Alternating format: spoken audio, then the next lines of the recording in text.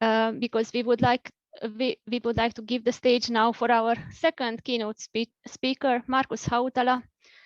Welcome, Markus. We are very happy that you are here to introduce the Findy, the Finnish verifiable data network for individuals, organizations, and things. Markus is the head of Innovation Center at Tietoevry, but he has many hats, and one of it is that he is the chairman of Findy. Findy is an initiative that is meant for an SSI infrastructure for Finland.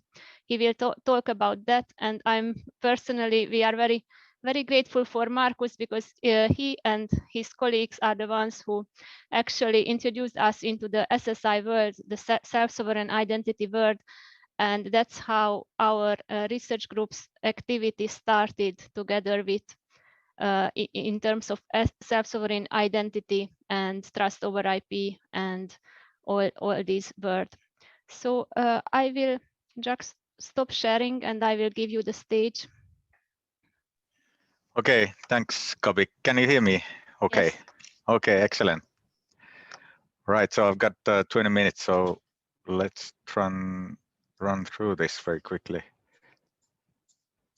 Okay, so basically assuming that some of you already, or many of you already know about the SSI, but some might not, so here's a brief introduction to that as well.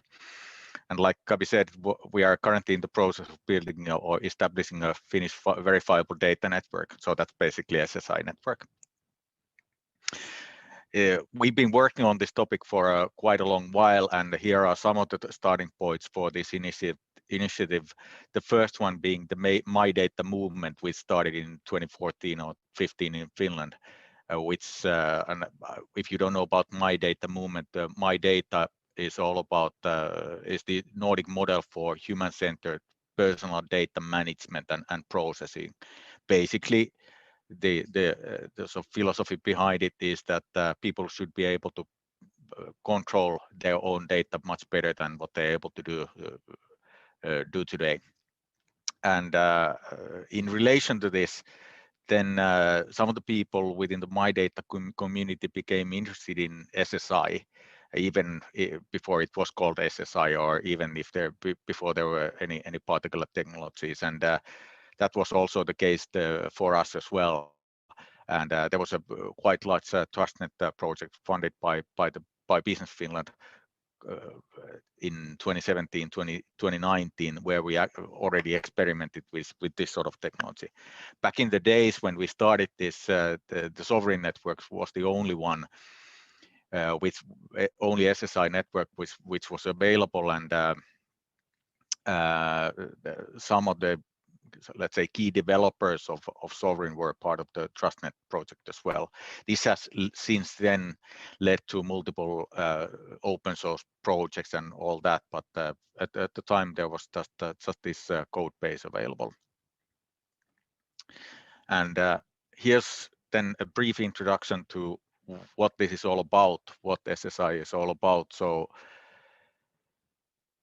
yeah, and if we think about how trust is formed in relationships between individuals and organizations and so on, we don't necessarily trust the individual or organization per se, but we rely on proofs given by third parties to these individuals or to these organizations. And here are a couple of examples of those, and that we use in paper format today. And each of us uses this basically on an everyday basis. So it could be, we could be talking about study certificates, receipts, library cards, driver's licenses or whatnot. And these are all sort of issued and verified by third parties, but then we use it in these documents and proofs in our daily interactions. And so this is, there's some background noise, sorry. Yeah. Can you see, and please mute that, Gabi. Yeah, so this is basically the same logic transferred to the digital realm then. So this is, as you might know, this is how SSI works. So there are sources of verified data. These are the issuers of data. and these digital proofs are then given to users, and then can you please mute? Okay, thanks. And then these users can then give copies of these proofs to these verifiers when they in different for different sort of circumstances. Like, for example, if you apply for a job, you probably need a verified CV or sort of your student records or whatnot, and many other examples, as well as then different types of digital proofs that are given by these issuers. So this is basically on a high level how it works, and from a user's perspective.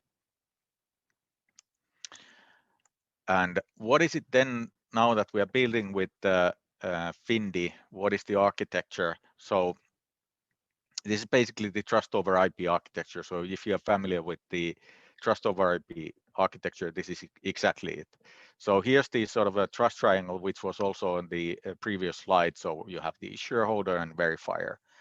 But then the issuers, holders, and verifiers are going to need software through which they can issue and hold these proofs, and also use them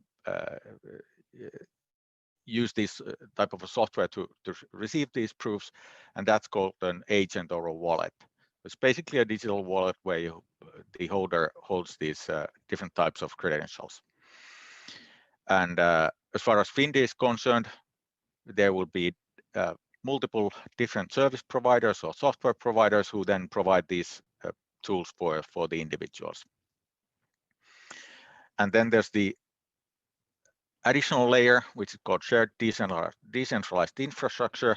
So this is then the basic trust infrastructure, which then can be used to guarantee the immutability, origin and immutability of these different types of credentials, which are issued by the actual end users. Then you also need the fourth layer, and this can be a sort of a bit complex sort of a thing if you're not that new, or if you're not familiar with how trust is formed in a society at large. But basically, what these digital trust ecosystems are all about is that so for example, if we imagine a situation where I have a bank account, let's imagine at Osuuspankki, the OP Bank, I get a proof from them verifying that I'm not laundering money and I'm not a terrorist organization, and then I go to Nordea Bank to open up a bank account. Obviously, the digital proof alone is not sufficient for Nordea, but there has to exist some type of a contract between OP and Nordea, so that in the case that OP has not verified me correctly and I happen to be laundering money and I happen to be a terrorist, then they need to be compensated on some way by OP Bank, who failed to sort of do a proper background check. And for this, there has to be a contract.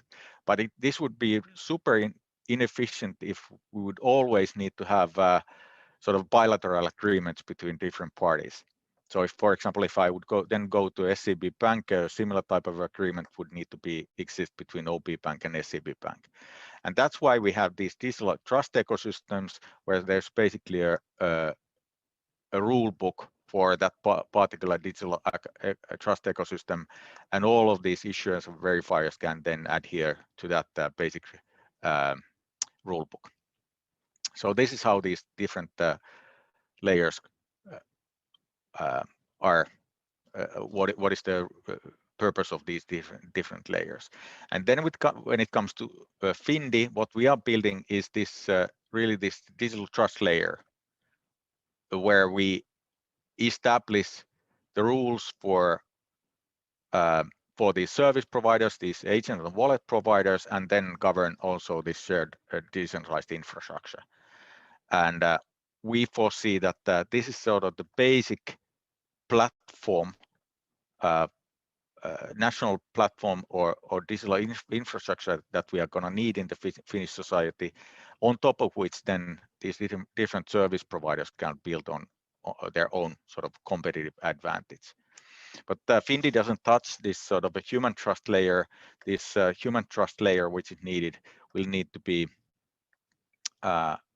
figured out and created by the different end users and entities who use these type of tools. So this is architecturally what Findy is going to govern, and also what it's not going to govern. Like I said before, this is built on open standards and specifications and open source software. Some of them are listed here. And yeah, this is just some of the rationale why we are building this. So we foresee that instead of, so what we essentially need to do is that we need to move from this sort of a platform-based business models to more decentralized business models, where we can compete on a more equal footing. We have already lost the sort of platform economy to companies based in US and China, so we need to figure out a European way for competing in this domain. So that's one of the reasons. Then from a very practical point of view, through digitalization of these type of proofs, we foresee that we can improve the productivity of enterprises and public administration. One example being the domain of real-time economy. And then obviously on a society level, we foresee that the use of digital proofs can be used to mitigate and fight against the gray economy and tax avoidance and so on. These are the founding members. So Finance Finland, Finnish Post, Kela, Social Insurance Institution of Finland, Nixu, Nordea Bank, OP Bank, Technology Finland, Tietoevry, and Vastuu Group. And as far as the timeline is concerned, we are now going to found the cooperative in May, and then there will be some more announcements. As far as this ongoing year, what we're going to do is that our aim is to secure the initial funding for building this type of a network. We'll start to define the initial governance model for the actual cooperative, that legal entity. We start to recruit people who will be then actually building the sort of things that I described on the previous slide. One of them being the network rule book, launching the actual network. I could foresee that we can at least launch a test network during this year, and then during next year, launching a pilot and production network. And I mean, throughout these years, what we will also be doing is that we are going to support from the cooperative perspective, but also from each entity's perspective, we are going to be supporting different type of ecosystem projects that actually use this network, because obviously the network doesn't have any value without actual use cases and actual usage. So that's very briefly Findy.